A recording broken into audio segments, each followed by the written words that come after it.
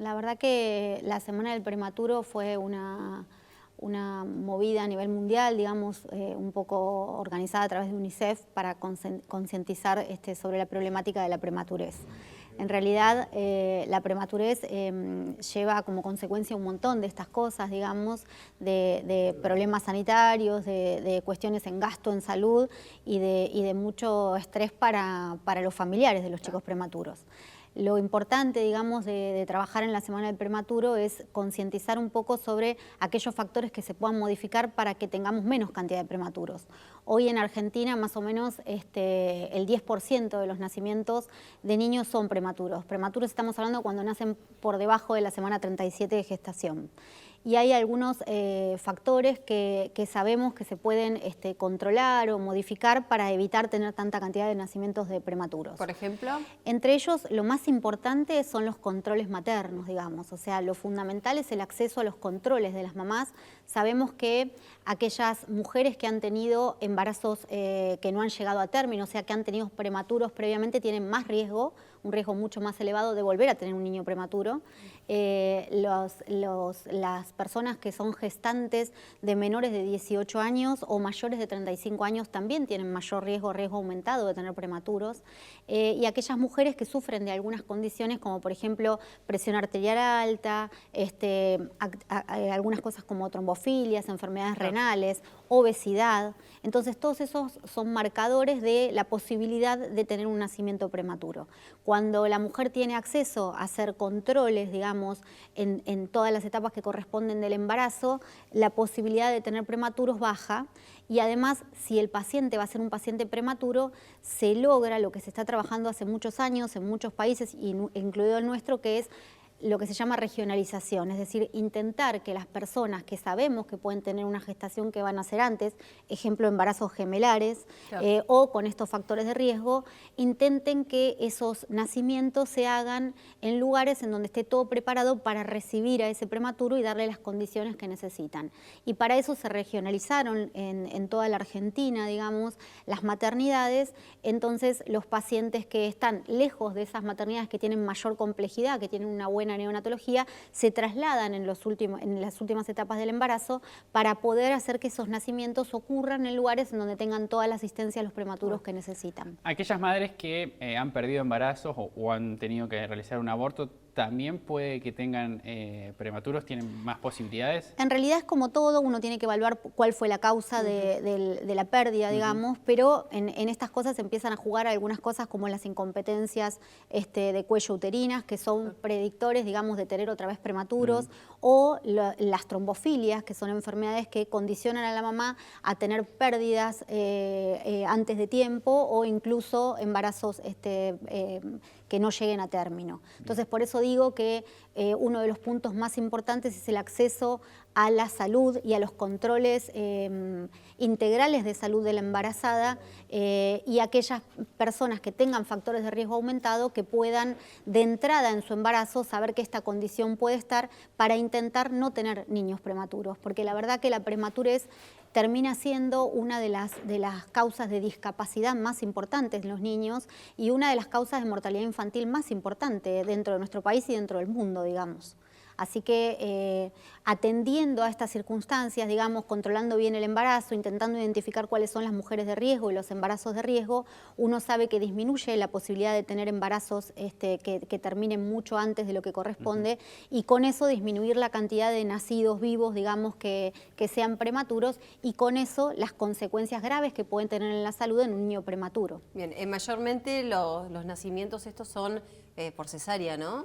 Cuando hablamos así de... Depende mucho de la edad gestacional. Cuando Bien. son muy pequeñitos, en general son por cesárea para evitar, digamos, el trauma del parto.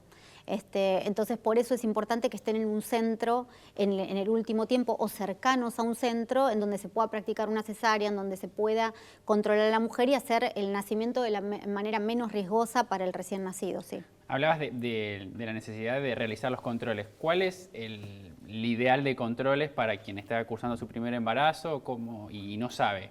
Claro, el ideal siempre es ante la sospecha de embarazo, la primera consulta en ese momento, ahí hacer una buena historia clínica y evaluar qué riesgos tiene esa mujer, porque puede ser una mujer gestante que no tenga ningún riesgo, y en ese caso en general se hace un control por mes hasta el momento del nacimiento, en el cual se van pautando los estudios que se tienen que hacer, digamos, los controles de laboratorio, las ecografías que están pautadas, etcétera. En aquellos que están transitando un embarazo de alto riesgo, ya sea para la madre o para el bebé que se está gestando, se incluyen algunos otros controles que son más importantes. Lo mismo con mujeres añosas, digamos, nosotros mujeres añosas llamamos a las de por encima de 35 años porque eso es añoso para una gestación, digamos, en el cual aparecen otros riesgos asociados, tanto para la madre como para el bebé, entonces se toman otras situaciones. Lo mismo que habiendo tenido embarazos previos que no llegaron a término o pérdidas múltiples, digamos, o síndromes genéticos y estas cuestiones que uno tiene que afinar un poco más y que requieren más atención dentro del sistema de salud, que son los embarazos de alto riesgo, digamos. Perfecto. Cuando leíamos hoy la información, hablaban de derechos que tienen los niños prematuros, exacto, ¿no? Exacto. ¿A qué nos referimos? El derecho del prematuro, bueno, uno es esto, ¿no? Del derecho a que la madre, a la mujer gestante o a la persona gestante, ahora hablamos de persona gestante, pueda tener derecho a los controles médicos y al asesoramiento durante todo su embarazo. Ahí ya empieza el derecho del prematuro, digamos, a poder nacer en un lugar en donde tenga toda su asistencia. Dentro de eso es esto, ¿no? Regionalizar y tratar de que el bebé que va a nacer prematuro lo haga dentro de un lugar en donde la atención y la calidad de atención sea la mejor para ese prematuro, donde tenga un equipo tanto médico como de enfermería que sea una buena asistencia para un bebé que lo va a requerir. Que también se respete, digamos, la lactancia materna. Esto es muy importante, es fundamental. Sabemos que el poder utilizar la leche materna en los prematuros y la alimentación en cuanto el paciente lo pueda hacer, digamos, con leche materna es fundamental, por eso los bancos de leche, por eso el intentar que las mamás cuando nace su bebé enseguida se puedan sacar leche si el bebé no puede succionar porque es muy pequeñito. Eso es un derecho y es un derecho que garantiza además la buena evolución de un prematuro.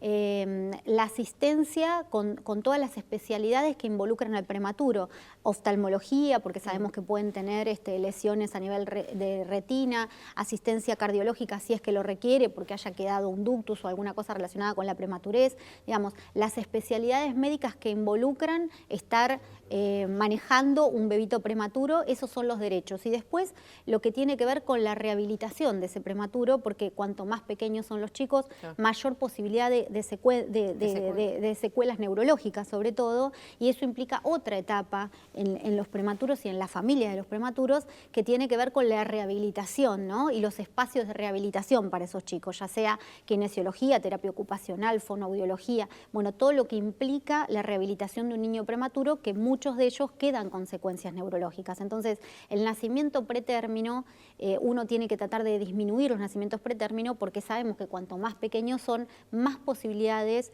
de lesiones tienen esos chicos. Realizando estos controles que hablábamos, ¿se puede saber, y si se puede saber es cuánto antes se puede saber si va a ser prematuro? En realidad uno sabe, digamos, hay algunas circunstancias que uno sabe que pueden llevar a la prematurez. Los embarazos múltiples, o sea, cualquier embarazo gemelar de más de una gesta, pueden llegar a término, hay chicos que llegan a término y con buen peso, pero tenés ahí mucha posibilidad de que el niño nazca antes de término. Y después las condiciones maternas, es decir, si vos tenés una mamá que está haciendo una eclampsia, una preeclampsia, digamos, hipertensión durante el embarazo de muy difícil manejo, es difícil que pueda llegar a término. Bien. Entonces esas condiciones maternas uno las va evaluando como para ver hasta dónde, digamos, puede llegar ese embarazo. Claro. Pero hay algunas que sí son marcadoras o que uno ya de entrada sabe que es probable que no llegues a término. Y es importante también a la hora de nosotros como madres elegir y decidir por ahí tener un lugar donde tener a nuestro hijo que esté preparado y que esté en condiciones, ¿no? O sea, exacto. Ante cualquier eventualidad que automáticamente el niño pueda ser tratado, porque hay lugares que no tienen esta posibilidad, ¿no? Por más que te digan, no, bueno, pero en 5 minutos lo trasladamos al materno infantil o a algún lugar donde esté, por ahí está bueno que estemos en un lugar. Exacto, yo creo que esto se evalúa bastante, digamos. En la parte pública por ahí es más sencillo porque los chicos que nacen en las maternidades públicas y exclusivamente en la de Trelew, que es una maternidad que es la de más alta complejidad de la provincia, ya el niño que nace tiene la neo en ese lugar, claro. Pero en la parte privada sucede que no todos los lugares tienen una neo preparada. Entonces, la mayoría de los profesionales de los obstetras, digamos, cuando están evaluando cuál es la paciente que tienen delante y si saben que es un embarazo de alto riesgo, en general el embarazo de alto riesgo, que uno sabe que tiene chances el bebé de necesitar neonatología, se intenta internar siempre en un lugar que tenga una neo adecuada, claro. Digamos. Y eso también es acceso, digamos, al bienestar del prematuro. Hablaste al principio de un 10% sí. de prematuros. ¿Ese número con el correr de los años va subiendo o va bajando? ¿Se conoce? A nivel mundial, la cantidad de prematuros que sobreviven, digamos, empieza a aumentar, porque también hay que pensar que hasta hace 20 años las edades en las cuales vos tenías posibilidad de que un prematuro sobreviva eran mucho menos. Claro. Nosotros ahora, a medida que va avanzando la tecnología, la cantidad de niños prematuros de muy baja edad gestacional y de muy bajo peso para la edad gestacional tienen sobrevida, pero tiene que ver con esto, digamos, con los cuidados neonatales, con un montón de cosas. Pero es un número que a nivel mundial fue creciendo la cantidad de prematuros que hay, seguramente vinculado con esto, digamos, con que tal vez esos chicos de edad gestacional, 24, 25, 26 semanas, que antes eran no viables, digamos, ahora tienen posibilidades claro. de sobrevida. Exacto. Sofía, ¿hay algún caso que te haya marcado, que te acuerdes de, no sé, niños que han nacido con gramos y que vos decís,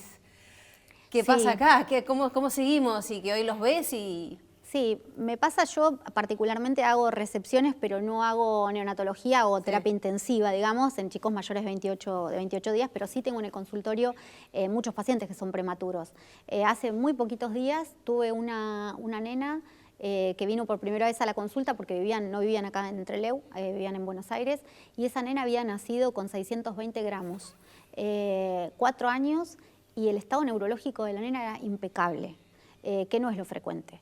La verdad es que no había tenido nada de lesión en una nena que el desarrollo escolar era normal, que el habla era normal, que la parte motora estaba perfecta. La verdad que esas cosas le pedí a la mamá, porque no la conocía, que me mostrara fotos de cuando había nacido y se te pone la piel de gallina, porque era una cosa muy chiquitita. Muy chiquitita. Y con pacientes míos que han nacido pretérmino y que los he acompañado, digamos, en la internación en la neo, viendo cómo estaban los papás, porque en esto es fundamental el apoyo a las familias, ¿no?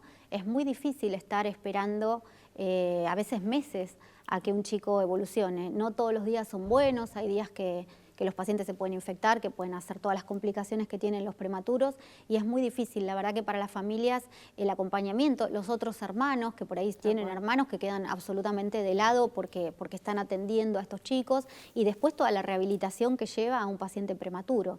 Así que siempre las familias de prematuros tienen toda una historia para contar con respecto a esto. Y sobre todo con todo lo que cuando uno atraviesa un embarazo, por ahí, cuando uno te habla, ¿no? La importancia del contacto del bebé con la mamá, la lactancia, esos minutos, esa espera y esas ilusiones que uno se hace, ¿no? De tenerlo y de irnos 3, 4, los que sean los miembros de la familia para la casa, ¿no?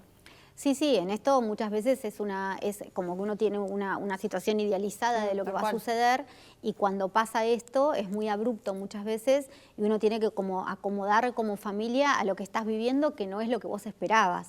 Y que si todo sale bien, volverás a lo que vos esperabas, pero a veces no sucede eso. Y sobre todo para por ahí sucede, ¿no? Embarazadas que vienen transitando un embarazo completamente normal, que no hay indicios de que el niño pueda llegar a ser prematuro y por alguna circunstancia se complica y sucede, ¿no? Sí, es muy importante, por eso digo el apoyo. Yo creo que el trabajo de las enfermeras, por ejemplo, en la neonatología es fundamental.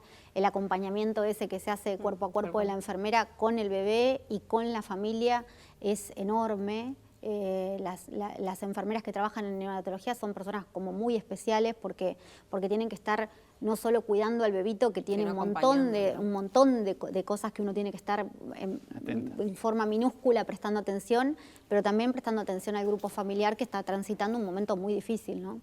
Sofía, la última de mi parte, este caso de esta niña que vos conociste ahora, ella, al ser prematura, si queda embarazada, ¿también es un factor de riesgo o no tiene relación? La hija, digamos, la Claro, bebé, no. exacto.